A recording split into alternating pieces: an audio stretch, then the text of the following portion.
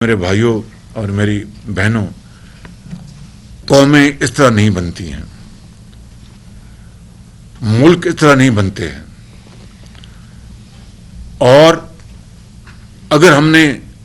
خدا نخواستہ یہی ہمارا وتیرہ رہا تو پھر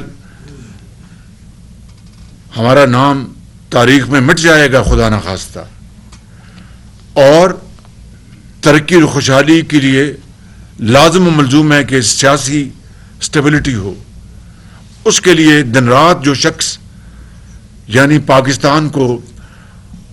غیر مستحکم کرنے کے لیے بھیانک کوششیں کر رہا ہے، ملک کے خلاف سازشیں کر رہا ہے، وہ سب آپ کے سامنے ہے۔ وہ یہ زمانہ، اس کا آپ تصویر سامنے رکھ لیں اور اپنے زمانے کی تصویر سامنے رکھیں،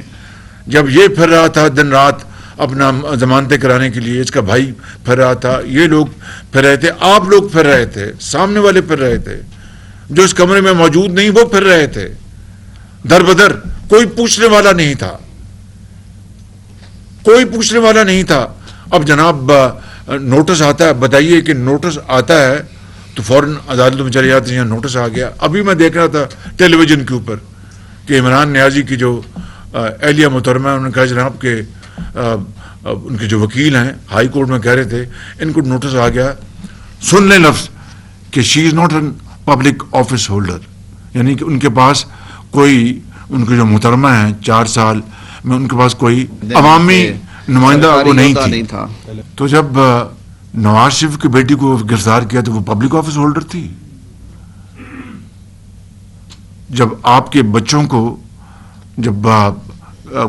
گرفتار کیا یا کسی کو پکڑا وہ پبلک آفس ہولڈر تھے۔ کہنے کا مقصد یہ ہے کہ یہاں پر فوراً آ گیا کہ پبلک آفس ہولڈر، اور وہاں پر میں تو اپنی اولاد کی بات نہیں کرتا، لیکن میں آپ کو بتا رہا ہوں کہ یہ ہے وہ سٹاک کمپیریزن۔ یہ جو گھڑی جو ہے خانہ کعبہ کے ماڈل کی میں کئی مرتبہ بات کر چکا ہوں، میں 1000 مرتبہ بات کروں گا کہ اس سے بڑی شرمناک بات پاکستان کے لیے کوئی ہو نہیں سکتی تھی، اس سے بڑا کالا دھبا پاکستان کے چہرے پہ کوئی مل نہیں سکتا تھا۔ یہ خانہ کعبہ کے ماڈل کی گھڑی کو بیچنا، جھوٹ بولنا اور رسید جعلی پیش کرنا، کیا تھا؟ آج ہم ایک تاریخ کے، ہم ہمیشہ کہتے ہیں کہ پاکستان کے بڑے تاریخ کے نازک موڑ پہ ہے، آج یقیناً ایک تاریخ کے نازک موڑ پہ پاکستان ہے، اور مجھے اس میں کوئی شک نہیں کہ انشاءاللہ اللہ تعالیٰ اپنے غیب سے ہماری مدد کرے گا، لیکن آج ہمیں آئین اور قانون کے دائرے میں رہ کر ہمیں کھڑے ہونا ہوگا۔ میں کہنا چاہتا ہوں کہ انشاءاللہ آپ کی قربانیاں، آپ کی